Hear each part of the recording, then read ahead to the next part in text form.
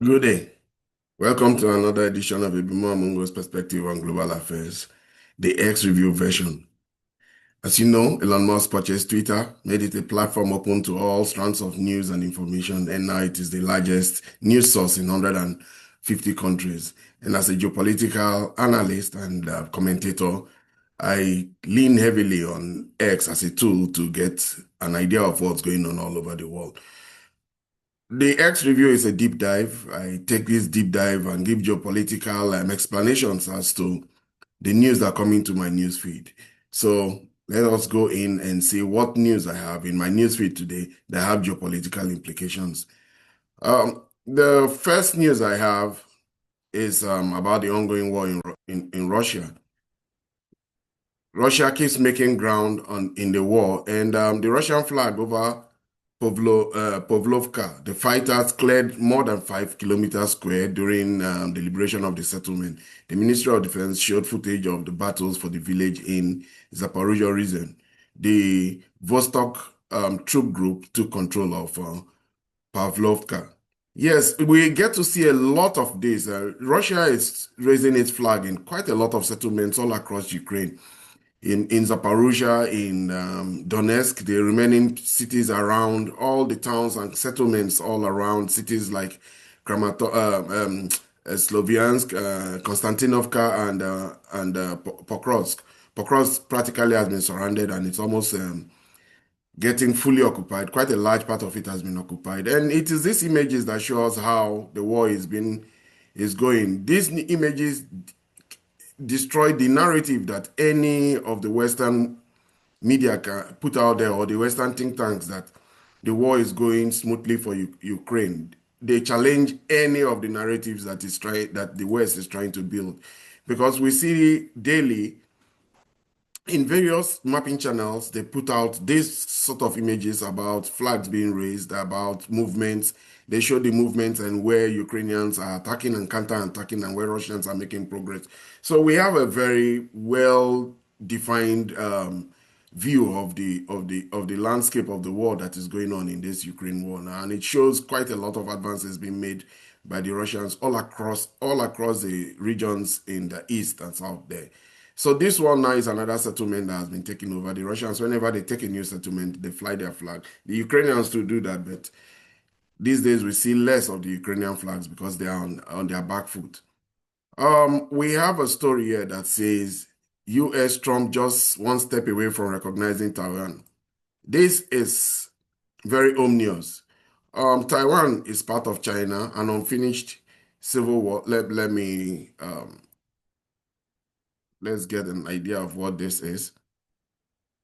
Taiwan is part of China, an unfinished civil war in 1949, frozen intense status quo where Beijing insists on peaceful unification with the motherland, while Washington pretends to uphold the One China policy for peace. Now, Taiwan Symbols of Sovereignty Act, reintroduced in October 2025 by Senator Ted Cruz, lets Taiwan display its flag uniforms at U.S. events. This seemingly tiny move starts the dangerous salami slice to tear Taiwan away for forever. Under Trump, this is no accident. He pushes to anger China while Europe takes over the Ukrainian conflict, what Defense Secretary Peter Hegseth calls division of labor, freeing U.S. focus on Asia. Heavy taxes on Chinese goods aim to decouple economies and prepare for war. First cut shows the flag, make Taiwan look independent, mocking China's rightful claim. So Senator Ted Cruz has put out a bill there or reintroduced it. This bill obviously has been there for a while, by the reading on the date on it, it has been 2022. We should know one thing regarding the Chinese claim to Taiwan. Taiwan was from Formosa. The Nationalist Party ran to Taiwan and took refuge there. It was the part of China that was recognized for several years until President Nixon then in the 70s decided to make peace with the Chinese so that they can have leverage over the Soviet Union. And so he recognized Taiwan. He recognized Taiwan as an inherent part of China. China continues to say it's a part of them. But now that there's geostrategic tensions between Russia, China, and America, America is the one pushing. Recognition of Taiwan is a red line that the Chinese say will push them into some strong action. Possibly, American politicians want that strong action to come so that they can have an excuse for a war with China. I have always had a theory. I feel that war will come not because of any other thing, but because of finance. China is slowly decoupling from America. It is reducing its exports to America. It is reducing its imports of American goods. But most notably in the finance scale, it is selling off its treasury bills, creating pathways for the SWIFT, for people to have alternative to the SWIFT, and selling off its bonds. American now denominating its own bonds in its own country, in its own currency. American bonds selling dollars in its own. The whole act the Chinese are taking against America is making America to want to assert its authority over China. But this one will definitely spark the Chinese. I have a theory that by the time the Chinese have sold their treasury holdings and their bond holdings and get to that magical number. My magical number I keep putting is $500 billion. By the time their holdings shrink to being $500 billion, I think the Americans will push for something too so that they can seize the Chinese bonds and remaining Chinese assets the same way that the Russian assets were seized. Two things I am predicting. America will do everything to gouge China not to come for the Olympics, and America is going to also find a way to seize Chinese assets. It's a bold prediction I'm making, but knowing the character of the people who push for these things, it's not them we see. We see politicians, but politicians are just puppets being used by other actors, mainly financiers. I've repeatedly said it, and it is the financial part of this financial sovereignty that China is asserting that is more a problem to most of those people who sponsor these politicians. They are in Wall Street. Indian refiners will sharply cut Russia oil imports to comply with new U.S. sanctions on Rosneft and Lukoil, sources tell Reuters. The move could help India secure a trade deal with Washington and ease the 50% tariffs on its exports. I doubt that. India will find another way. There's a funny game of chicken and eggs here. India will find a way. One of the things that come up that we have come to see clearly is that the need for oil is very strong. India will find another way, and we don't know how. They may just look through the implications of all the sanctions, suite of sanctions that was announced by Scott Bessent yesterday, and they will find a way to continue to import Russian oil. Russia is really putting its foot out there. It is discounting its oil. It can discount that oil. It has vast resources in oil and it can discount. And if it's not the Indians directly buying it, they will find a way around it.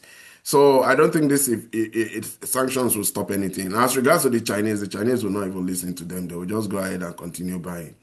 China has said that all those forces that used to have sovereign, that used to be able to interfere in their choices and decisions don't apply to them anymore. They have leverage. And this is one other thing. When you're weak, they push you, and when you want something, you become a prisoner of the aspirations you have. And for Serbia, the aspiration they've had for quite a long time is to be a member of EU. And Serbia will not be able to join the European Union unless it joins European sanctions against Russia. The European Parliament has ruled. MEPs, members of European Parliament, also pointed to anti-European and pro-Russian propaganda in Serbia perpetrated by government-controlled media. As long as Serbia continues to feel vulnerable, feels that its stock will be better off with the European Council joining that body, it will be treated as a pariah state in one form or another because it has had long historical relationship with Russia, and it is that relationship that the Russophobes in the MEP now are insisting that they break. So because of Serbia's aspiration, because of they want it and desire it, they are being forced to make hard choices. Serbia, though, is leaning heavily towards China. It gets a lot of resources and a lot of funding, and it is a back route of China into Europe. But the Europeans are still making sure that they put a lot of pressure. Recently, the Americans and the Europeans put sanctions on the only refinery in Serbia. Serbia is really having a bad time now for the fact that they want to maintain their sovereignty. These days, only a few countries seem to be able to maintain their sovereignty. In Europe, particularly, the globalists really enforce the fact that they want you to do what they want you to do. So that's where Serbia is now, and that's Serbia's geopolitical reality as at this time. This is a very serious news. This one here is really important. For the first time under NATO orders, British Navy has intercepted a Russian ship in UK waters. HMS Duncan and Wildcat helicopter shadowed the Vice Admiral Kolokov in the North Sea. A rare and bold move that's raising eyebrows across Europe. Something is shifting in the North Sea, but what comes next might even be bigger. The British They also used it as an opportunity to gather intelligence on the ship. The UK said that the helicopter they sent to fly above the ship was also taking photos of it, gathering intelligence on the weapons it has. It's also worth knowing that UK did this same thing to 2 other Russian ships. Now it's unknown whether Russia is sailing so close to the UK to try and provoke them, or whether they're trying to do something else. But of course, the English Channel is really the only way for Russian warships to leave Russia, although the UK said that these warships entered British waters and they were close to the British coastline. Well, that is a summation of it. What is the truth is that these are international waters and they have conventions and rules, maritime rules and conventions regarding non-interference of ships in international waters. Even the British may just be shadowing it and following it closely. That's not new. They've been doing it for a long time. The Russians use the North Sea Channel a lot. That's their only access. One of the vulnerability of Russia as a state has been that their access to the sea is very limited. That's why they have they do everything to maintain a strong posture in the Black Sea, and also to have strong posture in the Arctic, but and then the Caspian, I think. So and the Baltics, all those areas are channels where their ships need to pass through, but their vulnerability in the maritime space is because of those choke points. But one thing I can tell you though, the Russians have invested, their surface ships fleet is very small. They never really invested in it. Their bigger investments are in their submarines, and that is where their strength lies. They continue to output more modern submarines. Those submarines mean that they can just float quietly underneath there and nobody will know where they are. And those submarines have a lot of nuclear weapons. So if they don't have surface ships and will not use surface ships as much as they use submarines. Russia's Medvedev, Trump has chosen war after sanctions. Yes, Trump has practically, in the statement he made, taken and completely owned the war that was started by Biden. He always said it was Biden's war, but by his actions yesterday, it obviously has tilted very much to being his own war. He's sanctioned, he has continued a tradition of sanctions against Russia, and then he has cancelled the summit. And Medvedev, we know, is the one who makes strong statements from the Russian state. He's the only one who seems to have that ability to make, at least on the world stage, because the only person who has been president of Russia before, and he is the second in command in the Russian Security Council. So whatever he says carries weight, and he is the one who is very brash. Putin never ever makes social media statements. He is abhorrent to it. Following Trump's cancellation of the Budapest, this is what Medvedev said in his own tweet. I think it was on Telegram also. Trump's cancellation of the summit in Budapest, new sanctions against our country from the US. What else? Will there be new weapons besides the infamous Tomahawk? If any of the numerous commentators still had illusions, here you go. The US is our enemy and their talkative peacemaker has now fully taken up the path of war with Russia. Yes, he does not always actively fight on the side of the Banderite Kiev yet, but this is now his conflict, not the senile Biden's. Of course, they will say that he could not do otherwise, that he was pressured in Congress, etc. This does not change the main things. The decisions made are an act of war against Russia, and now Trump has fully aligned himself with the insane Europe. But there is a clear plus in the next swing of the Trump pendulum.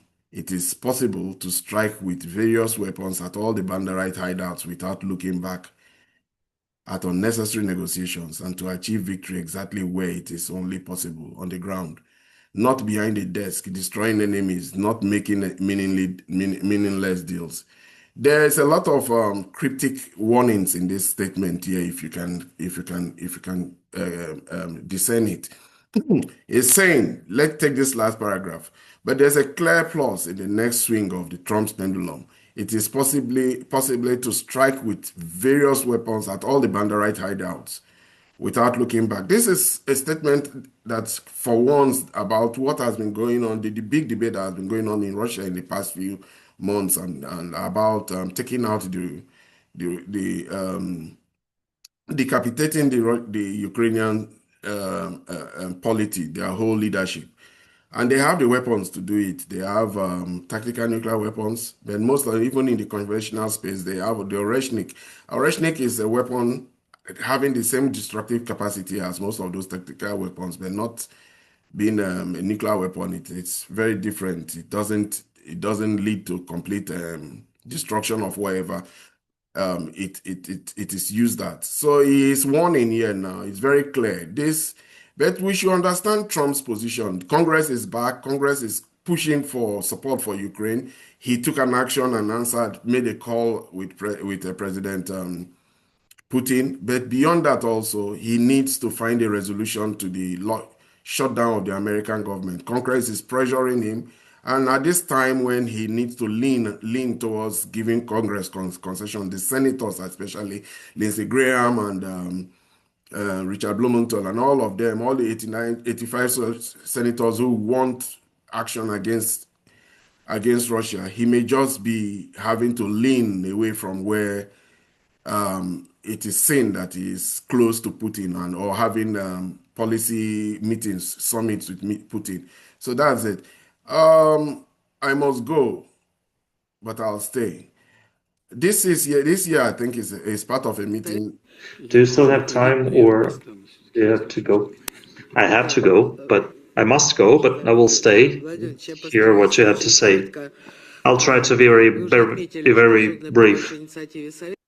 Yeah, President Putin was part of a meeting that is trying to shore up birth rates in Russia. I said in one of my posts, in one of my videos recently, that most European countries, Russia also has demographic problems. They have serious problems with birth rate and having new Russians.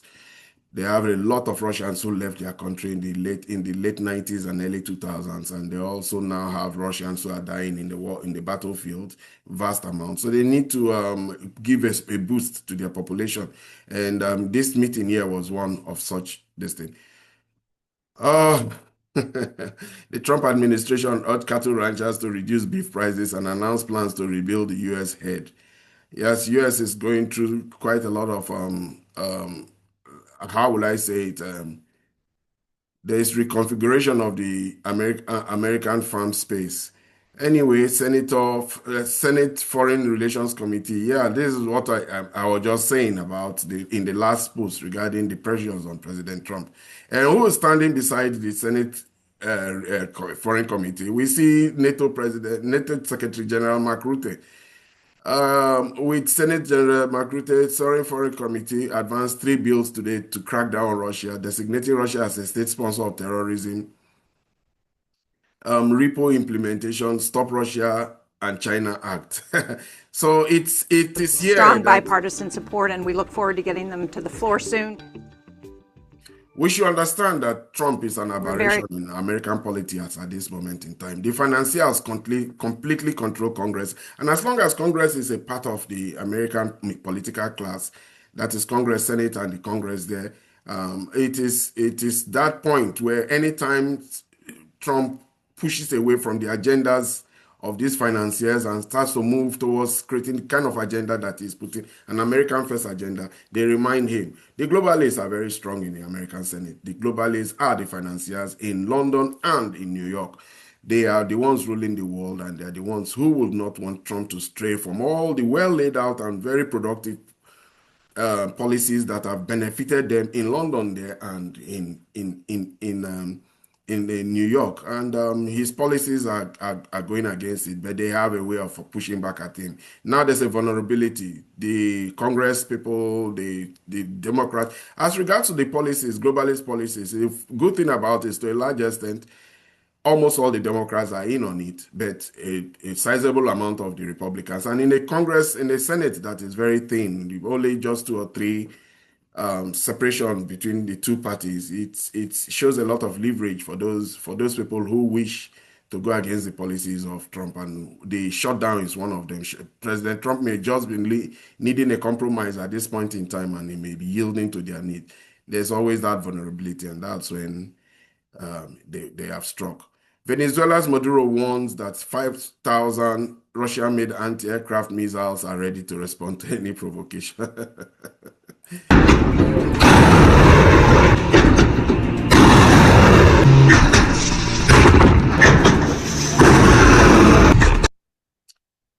Those must be the either the S300 series or the S400. I don't know if the Venezuela has X400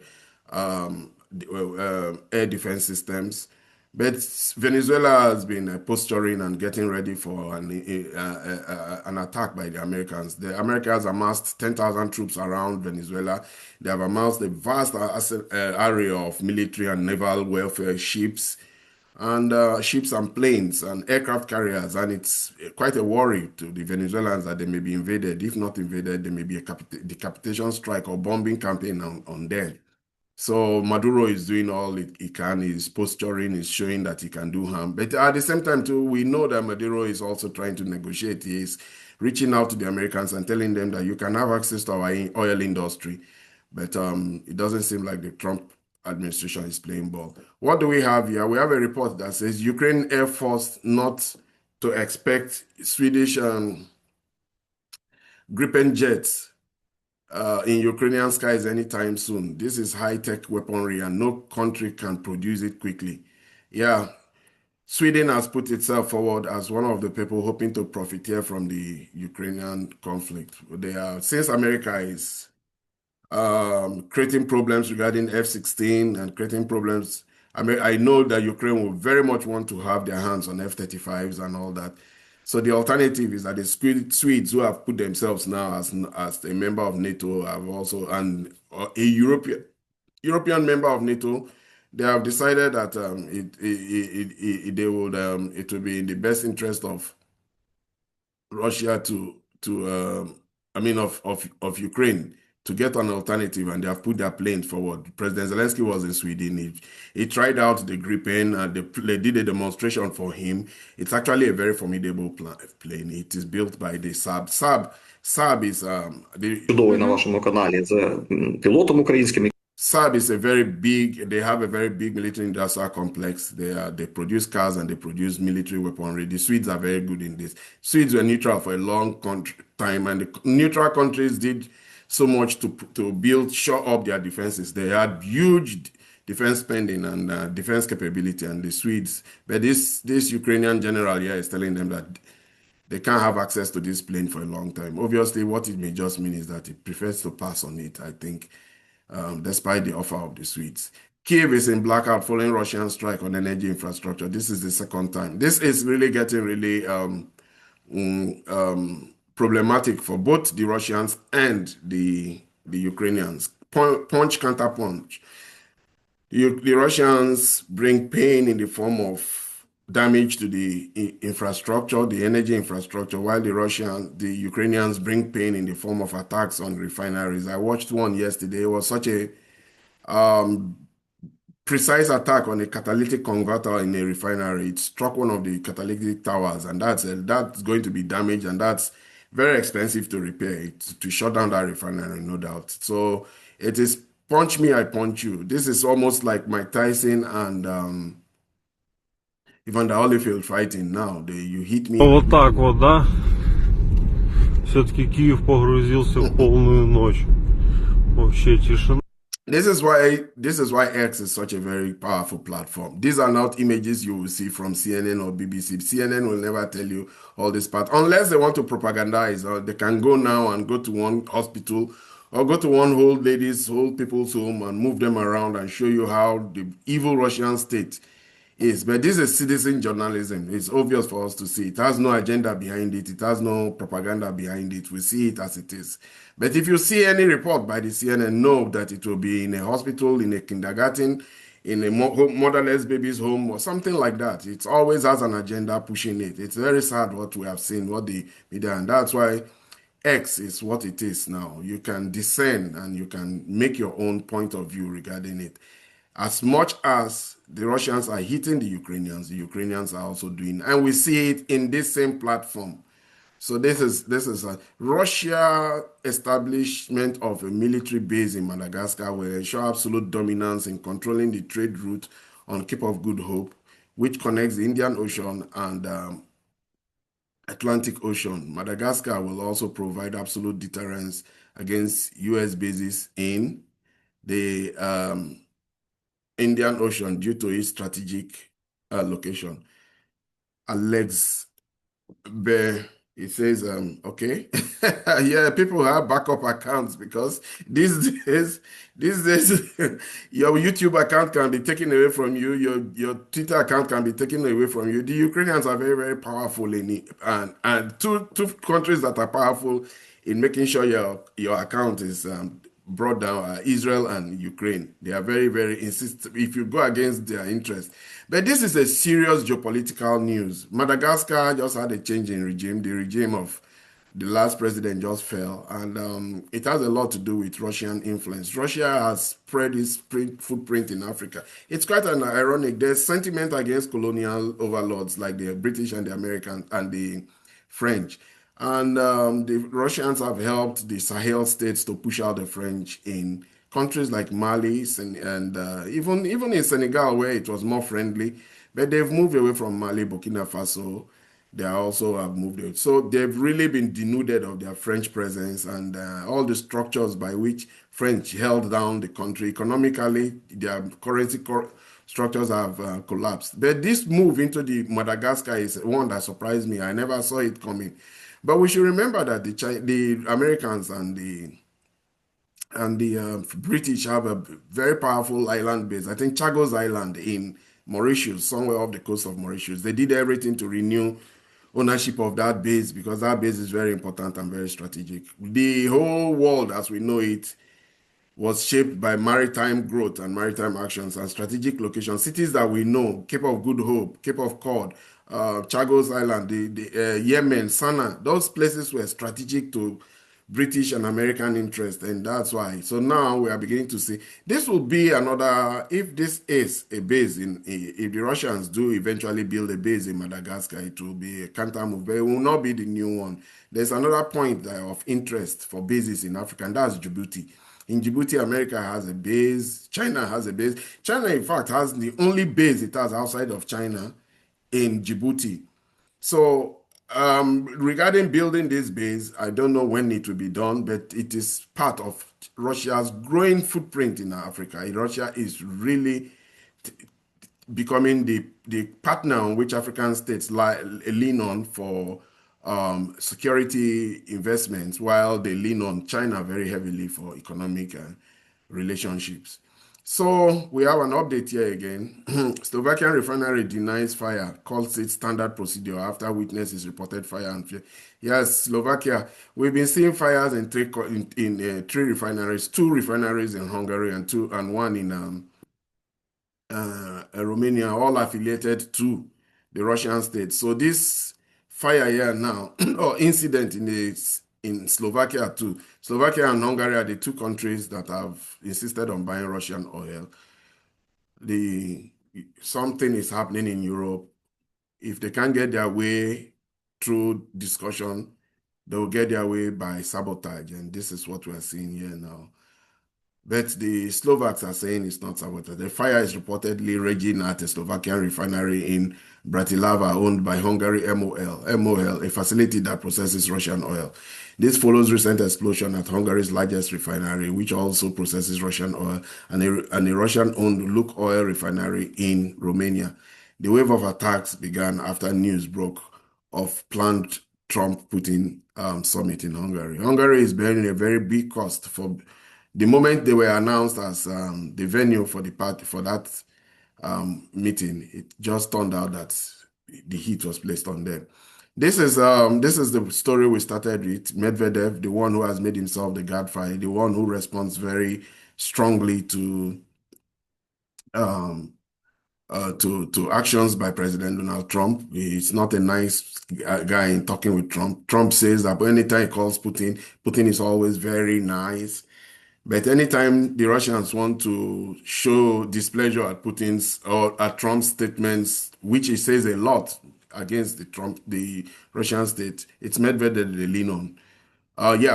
Me too. I've come up on a strand on it. They say, Bima Mungos, this was my last video. I do sometimes post my videos on X. I think these are the two channels I use, Facebook and YouTube and X. So this was my yesterday's post.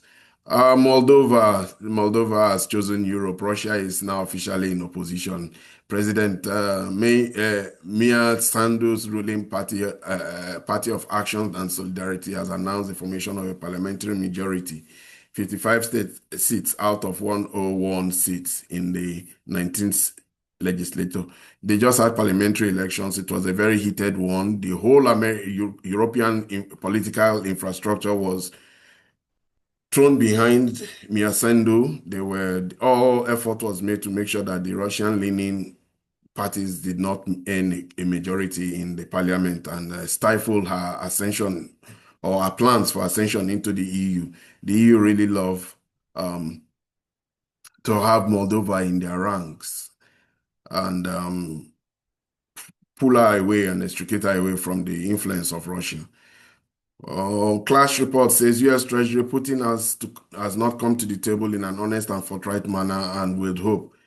There are talks in Alaska. Trump walked away. I think President Trump and his team just think that they don't have a sense of history. They don't have a sense of depth to the intricacies of these problems and the concerns of the Russians.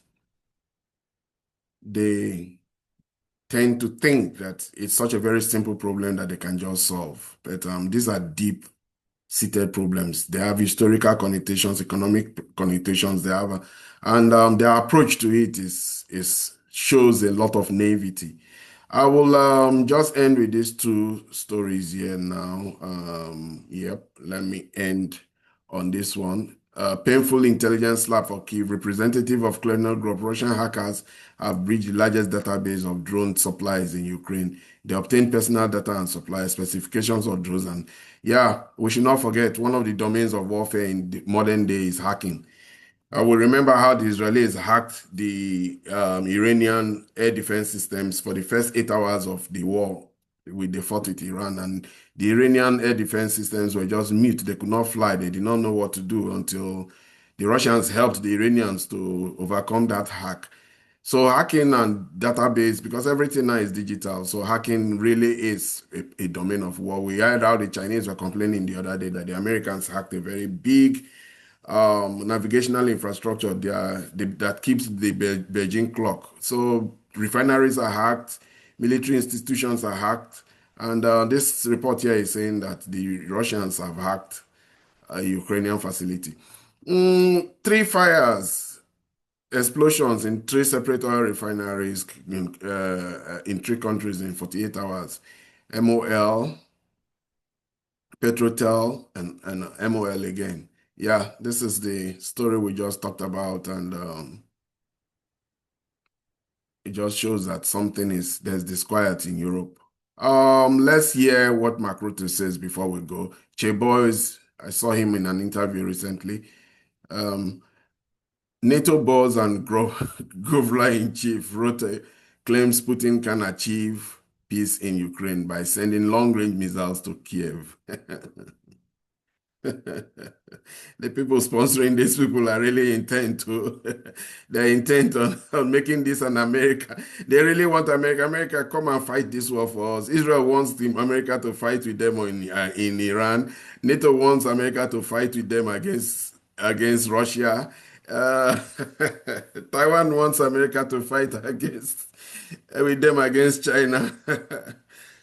Oh man, if you don't have America on your side, you make a lot of diplomatic moves so that you can force the argument. You go to their Congress, you go everywhere. Look at the head of the Senate Foreign Committee. They are looking at him with admiration.